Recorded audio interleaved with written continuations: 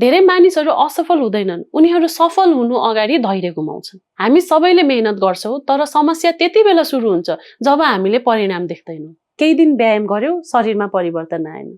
केही महिना नयाँ सिप सिक्यो, ठूलो अवसर आएन। त्यसपछि हामी सोच्न थाल्छौं, सायद यो मेरो लागि होइन। तर एकछिन सोच्नुस्, किसानले आज बिउ रोपेर भोलि नै फलको अपेक्षा गर्दैन। उसले थाहा हुन्छ कि राम्रो फल पाउन समय, हेरचाह र धैर्य चाहिन्छ। हाम्रो जीवन पनि त्यस्तै हो। आज गरेको मेहनतको परिणाम भोलि नदेखिए पनि हाम्रो मेहनत चाहिँ खेर जाँदैन।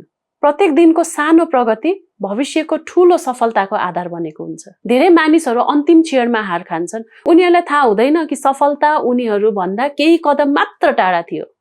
त्यसैले आफूलाई अरूसँग तुलना नगर्नुहोस्, आफ्नो समयलाई विश्वास गर्नुहोस्। हरेक व्यक्तिको यात्रा फरक हुन्छ।